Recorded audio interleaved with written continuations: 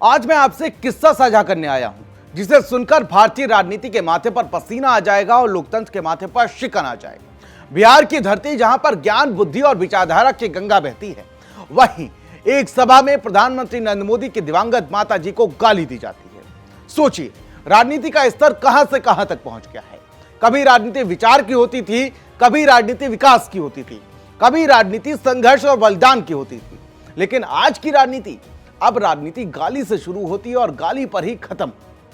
कांग्रेस और उसके साथी दलों से आज मैं पूछना चाहता हूं, भाइयों बहनों, क्या आप राजनीति लड़ रहे हैं या मोहल्ले की चौपाल पर गली के गुंडों की तरह बहस कर रहे हैं? प्रधानमंत्री की मां को गाली, ये कैसा वोटर अधिकार अभियान है जहां लोकतंत्र की आवाज दबाने के लिए भाषा की मर्यादा की ही चीरफाड़ कर दी जाती है। भारत में मां शब्द पवित्र है। हमारे यहां मां गाली नहीं, वंदना होती है। मां को गाली देना यानी कि संस्कृति का अपमान करना कहा जाता है, जिसमें हम पैदा हुए हैं। और कांग्रेस, जिसे कभी भारत की मां कहा जाता था, वही अब किसी की मां को गाली देकर अपनी राजनीति चमकाना चाहती है। आपने भारत माता को पहले ही कांग्रेस माता बना दिया था, अब मोदी जी की मां पर अपशब्द बोलकर और कौन सा ताज पहनाना चाहते हो। मंच पर अपशब्द गूंजते हैं, राहुल गांधी वहीं बैठे रहते हैं, ना रोकते हैं ना टोकते हैं, मानो उनके कानों में रुई ठोस दी गई हो। वाह भाई वाह, यही है आपकी नफरत के खिलाफ प्रेम यात्रा।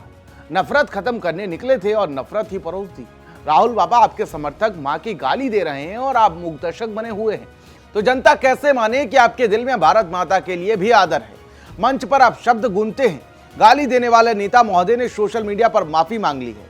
वाह, पहले मंच से गाली दो, वीडियो वायरल हो और फिर माफी मांग लो। क्या यही है नई राजनीति का नया पैटर्न?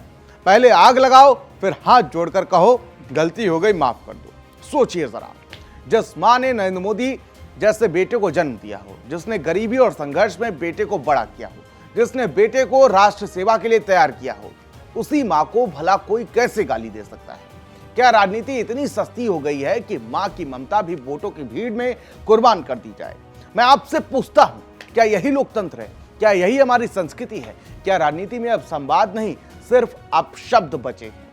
कांग्रेस के नेताओं को याद दिलाना चाहता हूं, जो मां को गाली देगा वो खुद की मां की ममता से वंचित रह जाएगा।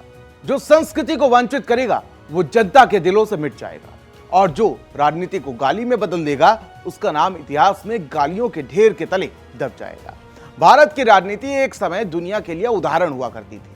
यहाँ महात्मा गांधी अहिंसा का पाठ पढ़ाते थे, यहाँ नेहरू, पटेल, लोहिया और अटल जैसे नेता संवाद और विचारों से जनमत जीतते थे।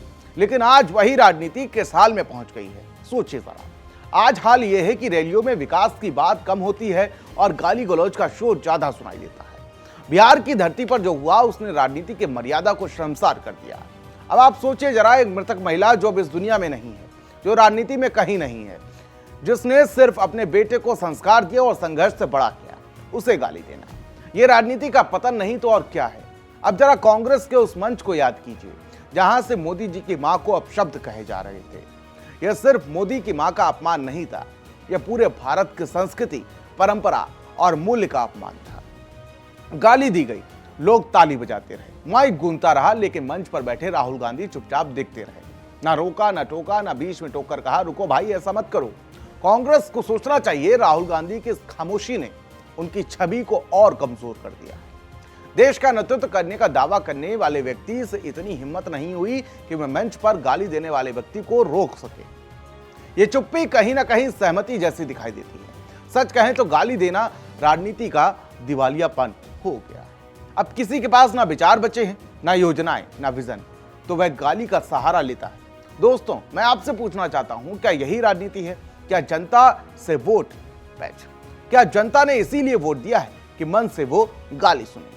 आप हमारी इन बातों से कितना ताल्लुक रखते हैं, और साथ ही साथ इस तरह की राजनीति को लेकर आप क्या कहना चाहेंगे? कमेंट बॉक्स में हमें आपको इंतजार रहेगा। तब तक के लिए मुझे दीजिए इजाजत। नमस्कार।